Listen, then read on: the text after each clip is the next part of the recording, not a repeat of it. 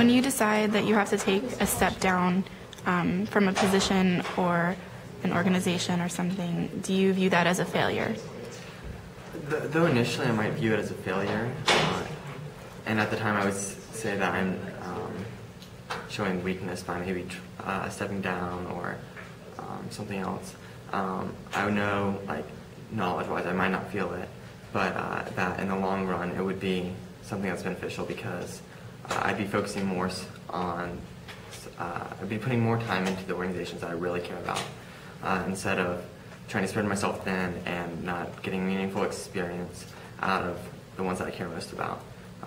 So I think that though I might view it initially as failure, and I know it would be a success. How does spreading yourself too thin affect your ability to get a meaningful experience out of what you put your time into?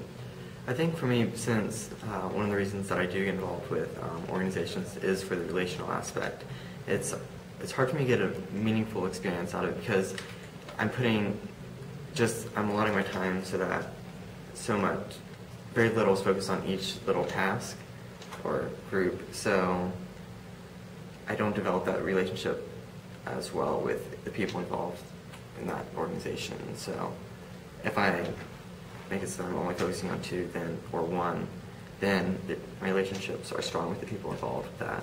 And so that's how I would define a meaningful or successful experience with an organization on campus. What keeps you from dropping things even when you do find yourself spread too thin? Sometimes it's pressure. Like, I don't want to let go of something that I'm expected to do. And I guess, like, in terms of class, like, I don't want to drop a class because, I don't know, I'm, like, in my family, that's not something that you do. And it's also definitely a pride thing. Like, I don't want to admit that there is something that I cannot handle and that I can't do. And so, like, it's just really tough to, like, actually stop and say, like, I cannot do this and I have to let it go. Because it's just difficult admitting weakness sometimes. When do you realize that you've spread yourself too thin?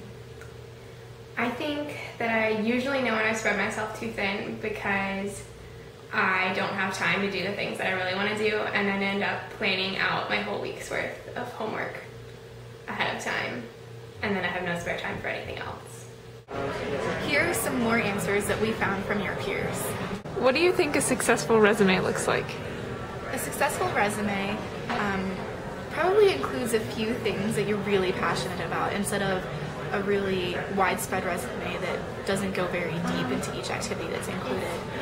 Because a lot of things, if you're involved in a lot of things but not very deeply, like, that could maybe come off as phony. And I think maybe future employers or organizations would probably be looking for more long-time commitments and that do go deeper, because that could show more potential for leadership capability. Have you ever had to drop an activity? If so, how did that make you feel? One student's answer was that she was having a particularly tough semester and she was also working, so she had to take some time off of work to study for exams. And the drawbacks of that for her was that she didn't have enough money for things that she normally would because she was working less hours.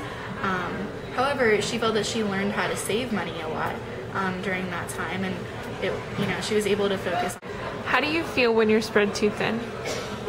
One student's answer to this question was that she doesn't really get stressed out when she feels spread too thin because she enjoys keeping busy and having a lot of things to do.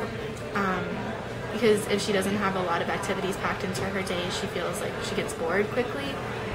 So to deal with being spread too thin, she just really has done well with learning to balance her schedule and figure out when to do things and how to get them done quickly and in the right amount of time. And she just feels that the best way to deal with the pressure of having a lot of things to do is by structure.